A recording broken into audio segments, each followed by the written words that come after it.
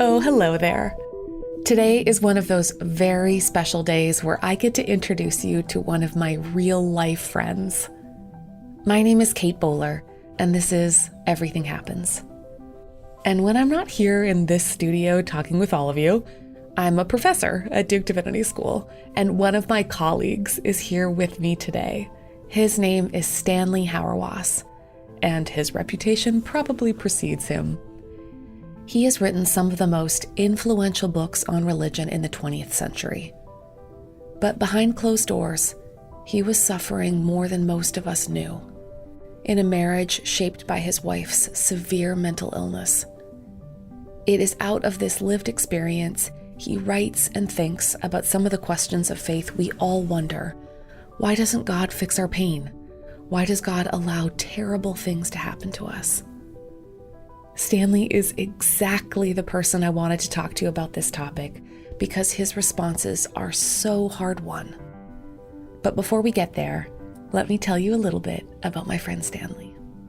Stanley is a renowned theologian, ethicist, and public intellectual. In fact, he was named America's Best Theologian by Time magazine, an honor to which he responded, "Best is not a theological category." Stanley taught at Augustana and the University of Notre Dame before joining the faculty at Duke Divinity School. And he now holds an emeritus position here, which is a professor word pretending that we retire when really we just kind of do more work and then don't attend faculty meetings. He loves to write about the importance of virtues for our lives and the life of the church. And holy cow, does he love to write. He has written dozens of books which are central to how we think about theology and ethics, what our lives are for, and what we owe each other. His books have won all kinds of awards, including being selected among the most important books on religion in the 20th century. Some of my personal favorites are God, Medicine, and Suffering and Resident Aliens, which he co-wrote with someone we both adore, Will Willimon. And his theological memoir, Hannah's Child, is something we'll be talking a lot about today. Oh yeah, and he was even on Oprah, so totally normal theologian things. Stanley, I feel so lucky that you're doing this with me today. Thank you so much. My pleasure. You're not a typical professor, I might sort of say in a roundabout way. For some of us, like children of professors who grew up with like bookbinding kits as hobbies, I have a really aggressive stamp collection I'd very much like to show you someday. You instead grew up in Texas with a family trade. So tell me about the young Stanley Hauerwas. Everything was work. My mother, who was from dirt poor Mississippi, we had to have a garden. By the time I was 5, I better know how to hoe. And my mother was left-handed and I was right-handed. I had to learn to hoe left-handed. But we were working class. My father was one of 6 brothers. We were all bricklayers. So I was taken out on the job when I was, I suppose, 13, 14. Wow. And I had to learn all the subsidiary skills that are part of the labor before I learned to lay brick. It was hard work for hard people. Uh-huh. I acquired a vocabulary that was quite that was very unique for someone that was allegedly going into the ministry. And I grew up in a church that you were baptized, but you had to be saved on Sunday night. And I kept wanting to be saved, but it just never seemed to happen. So finally, one Sunday night, we were singing I Surrender All for the 25th time for the altar call. And I thought, if someone doesn't do something, this is going to go on all night. So I went up and dedicated my life to the Lord, not having the slightest idea what that meant. So what it meant was the associate pastor told me I was supposed to read books. Oh. So I read a lot of very bad books. Yeah. We weren't smart enough to be fundamentalists. I mean, you got to be smart to be a fundamentalist. So I started reading, and just happened to hit on a book by B. David Napier called From Faith to Faith. And I thought, I didn't know JEDP, and I discovered that what was in the Bible wasn't factually true. Oh, So yes. I gave it up. Really? I really did. Did you? Oh yes, I went, but at the same time, I was still committed to going to college because I was told that if you had these kinds of experiences, you had to go to college. No one in my family had ever been to college, so I went and discovered I was the philosophy major at Southwestern University in Georgetown. That's the only one. The only one. And I slowly began to think I wasn't smart enough to be an atheist. I began to understand that atheism was a very parasitic position because you had to give some presumption about God in order to deny him. I slowly worked my way into thinking that I had to take this stuff seriously. So I ended up going to divinity school at Yale after college, and I thought if I was going to be a Christian, I would be a liberal, Paul Tillich. But I thought the decisive issue before Christians about whether what we believed was true or not was how it was that we gave the Jews up in the Holocaust. I thought it would be the Protestant liberals that maybe stood against that. I was stunned to discover it was Karl Barth and Dietrich Bonhoeffer. And so I started reading Barth, and the rest is history. It's what I've been about ever since. Mm. I say most people don't need to be theologians to be a Christian, but I probably did. Another big turning point for you was how you and I both got married very young. That makes it sound like we married each other, but you married quite young. In your first semester of seminary. Tell me a bit about your young married life and what you'd hope for. It was hell. One, I didn't know what I was doing. It was without thought and knowing what I was doing. And she was very demanding. She had had a very conflictual relationship with her mother. And she was smart. And we had known one another at Southwestern, at undergraduates. When we went to Notre Dame, and our lives were just beginning to look like, hey, I'm going to be able to hold a job. Yeah. But one day I came home, and she said, you understand that I'm a person of great talent, which means you can't restrict me to having sexual relations with you just because we're married, because I'm in love with someone else, who she named. And I had never confronted anyone that was having a bipolar experience. And I mean, at the time we called it manic depression. And I had no idea what to do. Yeah. And because it's very frightening. When someone is manic, they're really manic, or she was. And so it took me about 2 days to get her to the hospital. It was like 1 o'clock at night, and I was trying to convince her that she had this view that she was terrestrial, and she had been sent down from one planet to our planet to free those of us who were bodily from our bodies. And we just needed to drink enough water that we would float away in a way that would save us from bodily existence. Wow. She'd been reading a lot of Gnostic literature. Yeah. Oh. And there I was trying to convince her that the world wasn't insane, but she was. Oh, Stanley. And fine. So for the next 10 years, that's the way it worked. She would have episodes 4, 6 times a year, not more. And they were absolute hell.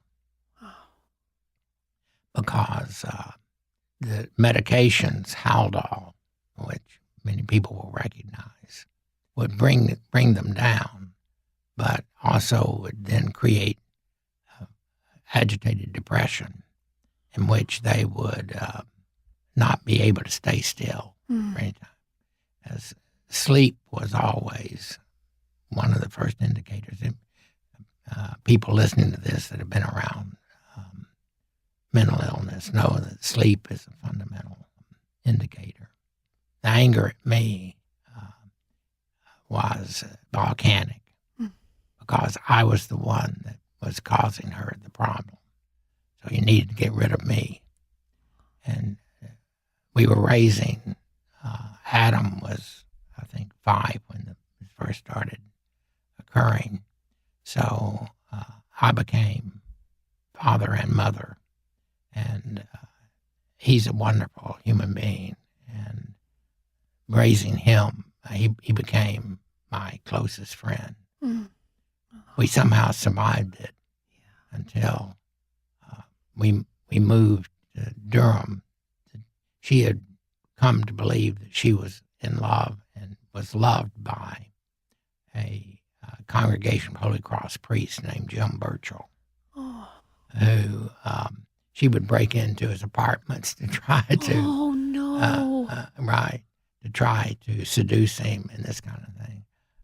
I mean, the weirdness of it all. And how surreal for you, because you're, carrying too on. polite to say, wildly successful, and then you have this sort of surreal career trajectory to the, and then simultaneously your 2 kinds of caregiving.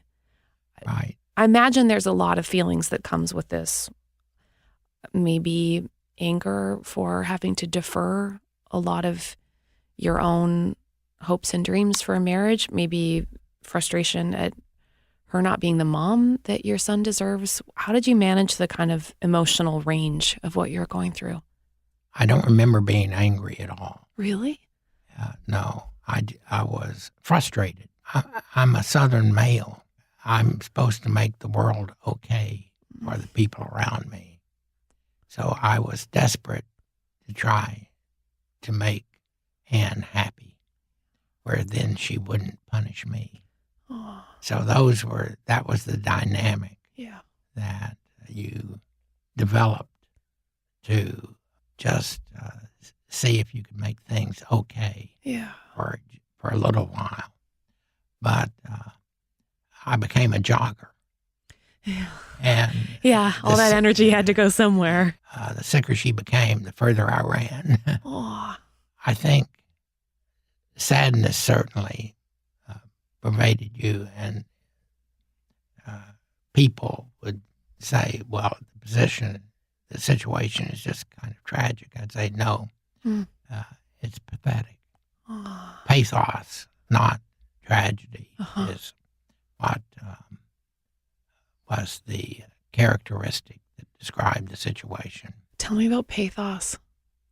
Pathos is the sense that you're caught in a situation for which there's no solution, but you have to keep going on. I guess that's what I think of pathos. People that are mentally ill are in pain, and you have to remember that the pain is there even when they're using it to beat the hell out of you. One of the things that strikes me about your memoir is what a love letter it is to your friends and the rich, sustaining friends you've developed. It's so beautiful. Friendship is not just a reality for me in terms of the sustaining of my life, but it's also intellectually Isn't it so great? Yes. one of the defining characteristics of my understanding of how you do theological work. Charity is, in Aquinas' sense, form of all the virtues, but the character of charity is friendship with God. Mm. And so, I'm not a pious person. It just doesn't come naturally to me. But friendship does. Because it's play, it's arguing, it's intimacy, it's fighting. I love fighting with my friends. I don't know, it feels to me like the big range of you can sprint as fast as you want and then you all somehow are all caught up with each other. Right. For me, it has so much to do with the training of students. Mm-hmm. I had never known how many dissertations I had directed, but Richard Hayes actually counted up the number of dissertations I directed. How many was it? It was 75. Holy crap, Stanley! That's more. It's more now. But I like to think that most of the people I've directed have remained friends. I have one, successfully launched intellectual PhD child, which is how I think of him. And being able to think alongside him has been one of the big joys of my life. It let me feel like it was a different kind of friendship and parenting.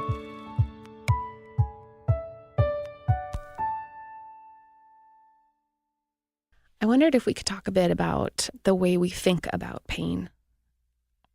There is, as we both know, a large and growing strain inside of American Christianity that believes that we should be exempt, that Christians should somehow be happier, maybe more successful in evading the pitfalls that ensnare everyone else.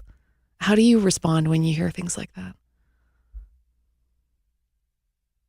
I want to kill you. I think what shit that somehow you think you've read the Gospels and think that what Christianity is about is to make you happy in a way that the reality, the complexity of human life is denied. The sudden reality of illness, the sudden reality of broken relationship, the sudden reality of death. If those are denied, then we don't understand why it is we so desperately need one another. So the prosperity gospel, I appreciate the fact that many people are attracted to it because they've been lied to about what Christianity's about. And they're desperate for a way to give themselves some hope. But the hope is extraordinarily mischaracterized in a way that fails to see how hope gives you a way to go on when you still are not going to be relieved of the pain. I totally agree, because it's that kind of hope. Like if you just had a guarantee, you wouldn't need hope. You wouldn't need courage. No. You just have a formula. Remember that courage is not the absence of fear, but it is the formation of rightly fearing what should be feared. If the courageous person didn't know fear, they'd just be foolhardy. Mm-hmm. They wouldn't be courageous. Mm-hmm. So the courageous have fears that the coward will never know. I like that. It also makes me think of you and caregiving and what kind of courage it takes to have the ongoingness of things. I mean, that's how I feel about chronic cancer. It's not cancer. It's the ongoingness of it that gets to me. Right. Because then you already know the things you have to fear. It happened. Right. And then you have to keep on. I guess you need to forget every once in a while. Yeah, totally. Absolutely. Yes. I totally agree. Oh, Stanley, that's such a good thought. I think that's why I always, the harder things get, the more I have such an intense desire to do, like to be around friends, to throw dumb parties. I go visit world's largest statues, that kind of thing. I see. They build a lot in Manitoba, I can tell you that. Right. But it feels like forgetting in the best way. Yeah. There is, for both of us, part of the strategy of surviving is called busyness. What? No. I'm very chill. And busyness can be quite destructive. Oh. How to not be busy in a way that prevents other people from having a claim on us is part of the negotiation that's constantly there. And to go back to the prosperity gospel, it's not, it's too busy. Well, it's a lot to do if you have to save yourself. Right. It's a lot of work. I really like what you said about the speed of life that can prevent others from having a claim on us. I worked all throughout my diagnosis just because, in part, I didn't want to be there where I was. And I just don't like the claustrophobic feeling that pain gives me. Like, why would I want to be stuck in my horrible present when I can live in the future or the past? How much do you make a distinction between pain and suffering? I mean, yeah, I get a little touchy about it too, because of all this pain is necessary, suffering is optional, people. And I do think the monastic tradition falls into that. And frankly, it really pisses me off. Like, and that gets back to the other version of, it's not just the prosperity gospel people who tell Christians that they can escape pain. It's all those who imagine that a certain kind of cultivated detachment is going to save the day. It's interesting to think about what the prevention of pain does to medical intervention, because I think one of the things that is characteristic of us in modernity is to ask too much of care providers, namely physicians cannot say, I don't think you're going to get better. I hope they do. Man, if they think that, I hope they do. Right. We had a really interesting conversation with Dr. Hayter, who wrote this really beautiful book on pain called The Song of Our Scars. And he made a lovely title. It's lovely. Yeah, he made a careful distinction between pain and suffering, in particular that about the story that we tell, and that the story is in fact crucial to how we find ourselves in community, whether our pain and our suffering is then part of a story people know how to tell about us. Right. So for instance, caregiving for someone with mental illness, if nobody knows, if telling people is too awkward or embarrassing, then the story about your suffering doesn't get to be a held story. So whether some tragedies are easier to tell than others. And then also just the way we enact pain or don't. So I'm a very, I'm not going to show you when I'm uncomfortable. And then therefore it's very difficult to tell when it's just pain or if it's ongoing suffering. It's interesting. Narrative is absolutely crucial to sustaining life in pain. I wrote God, Medicine, the Problem of Suffering, which my title was naming the silences. Yeah. Yeah. And the I wanted to ask you about that. I'm so glad you brought that up. And the publisher thought that naming the silences after the first edition was too obscure. And so they named it God, Medicine, the Problem of Suffering. Yeah. But naming the silences tries to gesture to the paradoxical character of the fact that the silence can be named because the naming is the silence. So how you can share the story that is enveloping you from the silence that the pain occasions is part of the great challenge before us. And that's what I take it. The training of being a Christian involves. One of my favorite things about you is that you remain very suspicious about people who attempt to explain why God allows for pain and suffering. One of the things that you have to resist is the very demand for explanation. It's there, can't be explained. And it has theological implications. I say, if you need a theory of truth to know that Jesus was raised from the dead, worship that theory. Don't worship Jesus. Because resurrection is the truth. And it's also the case that you can't explain the fact that your cancer is yours. Yeah. It just is there. Yeah.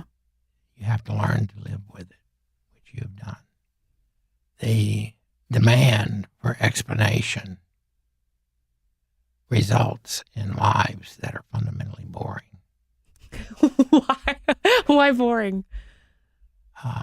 Because you have to still your desire for beauty, because exactly the ability to live well without explanation is the condition to see things the way they are.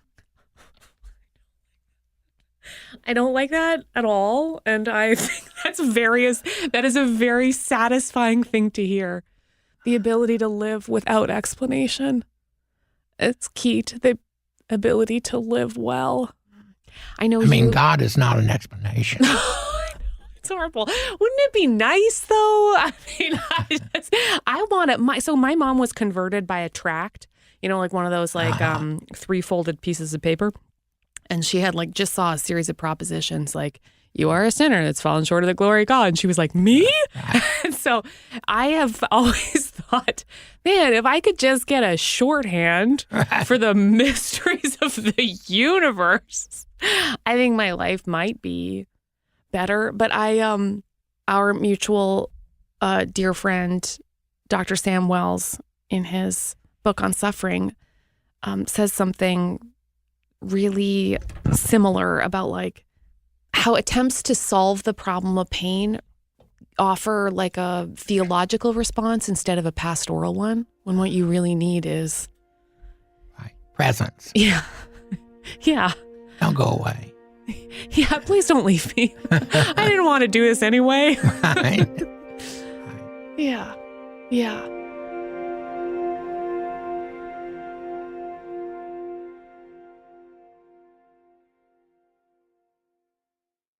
One thing I really admire about you is how committed you are to the local church. What do you think the gift is of the local church in helping us carry our grief, absorb, and tell our sorrows? What's it doing, do you think? And I know maybe you'll say, don't be instrumentalist about this, Kate. Well, no. I know where I'm going to be where my ashes are going to be. They're going to be in the columbarium at the Church of the Holy Family in Chapel Hill. I know that a number of the people at Holy Family will care about that. And I find joy in the fact that people care that I'm there. I mean, you and I both know Christianity's in deep trouble. Yes. And we're in deep trouble partly because we haven't told the truth to one another. So it's been kind of saccharine. I don't suggest that's happened at Holy Family, but I don't know what the future of the church is going to be. I think Protestantism is coming to an end, at least mainstream. Have we been replaced by therapists? I really don't know. I don't know. I just don't know what the priestly class is exactly for right now in our culture. I think I'm not sure I know what the priestly class is either. It's just, I think people are living lives they're not sure they understand. I mean, my kind of response to your question is, well, if I stay going to Holy Family, I can count on us using the Great Litany 2 or 3 times in a year. And in the Great Litany, one of the appeals is, save me from a sudden death. Isn't that wonderful to be part of a people that want to be saved from a sudden death? Because to be saved from a sudden death means I have time to ask God for forgiveness for my sins before I die. Now, I mean, those are just very basic stuff. You're like wrapped into a longer story of how that they will are our beginnings and our endings. Right. Yeah. Yeah. So we're all Congregationalists now. I don't particularly like it, but that's the way it is. That means we try to find churches that can sustain us. The work of trying to be Christians in a time when that's not at all clear. So being at Holy Family, where the language works, is everything. My one last question was about joy. After such a long haul of being unhappy, you found and met and married someone absolutely delightful, Paula. Right. You wrote, "It is odd, but I think true, that most of us are almost as ill-prepared to receive joy as we are suffering." Right. What might you say to people who worry that there's no joy left to be found? Well, I say what I discovered about being Christian does. It gives you something to do. That's just wonderful to have something to do, because most of us are not sure we have anything to do. So I recommend learning to do something, carve wood, become a fan of the Atlanta Braves. Learn to do something, and somehow that will save you from the endemic self-involvement that absolutely destroys us. The accidental narcissism of pain. Right. Stanley, are you feeling your age at all? Because to me, you're just always indestructible. Many people have that view of me. Yeah. And it's very destructive. Oh. Because I've got to learn to accept. grow old. Oh. I'm 82. Oh. And I'm above ground. Then I take it back, Stanley. I hope you have all of the naps that I am not yet equipped to have. Right. Well, I'm sleeping almost 10 hours a night now, wow. which I think is good. Yeah. I didn't used to do that. But you like the busy hum like I do, and it's hard to undo that. Right. Yeah. But Paula and I have cats. Yes, totally. And we enjoy that. We enjoy that. Yeah. I cut the yard yesterday. Well done. Yeah. 82, and it's still cutting, and it's a push mower. Activities like that, you'd get in a Mennonite Christmas letter for sure. We love a good industrious lawnmower. By giving you something to do, something as simple as being a lector at worship. Yeah. Those kinds of things. So to be a good friend to you right now, I should ask you to have hobbies. I've never had hobbies. Yeah, me too. Stanley, this is the whole problem, though, is I just have friends and work. Yeah. Can't I just be like this forever? No. My hunch is probably not. Stanley, I love your brain and I cherish you. Thanks so much for doing this with me.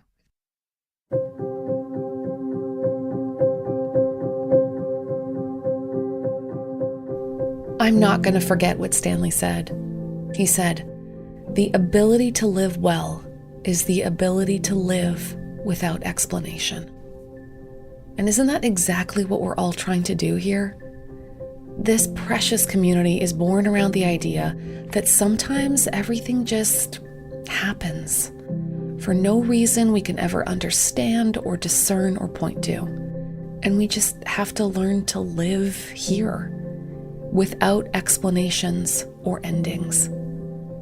So here we are, together, searching for beauty and meaning and hope on the other side of lives marked by our worst moments, or pain that endures, or grief that never lets you catch your breath. So here, my dears, is a blessing for that task ahead of us. A blessing for when things don't make any sense. God, I'm fumbling around for answers, reasons, meaning. I can't find any purpose in this pain. Why me? Why them? Why now? I don't know when this is going to get better, or if I will ever feel relief. Blessed are we who need to be reminded that there are some things we can fix and some things we can't. Blessed are we who can say, my life isn't always getting better. Right in the midst of pain and fear and uncertainty, may we hunt for beauty and meaning and truth together.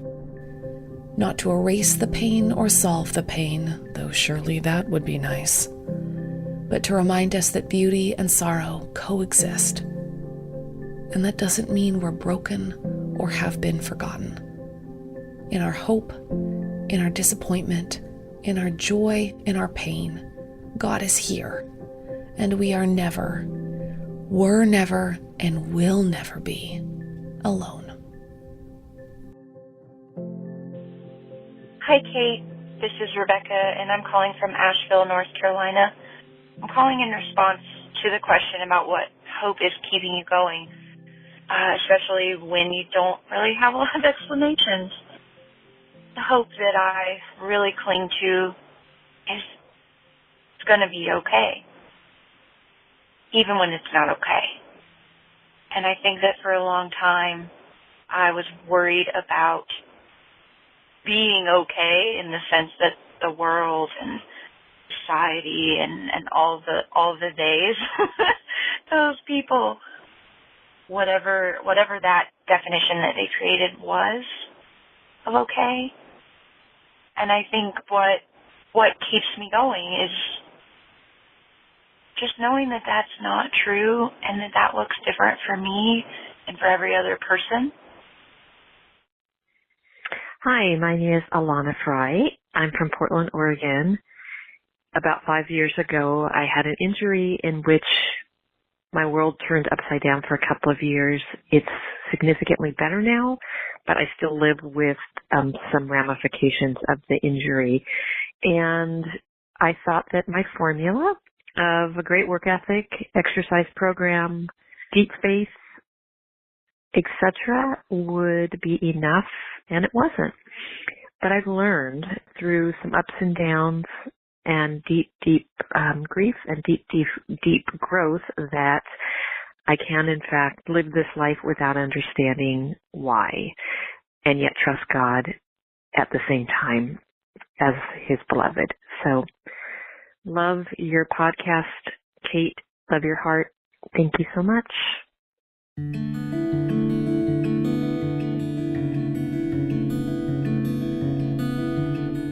A really special thank you to our generous partners who make this work possible: Lilly Endowment, the Duke Endowment, Duke Divinity School, and Leadership Education.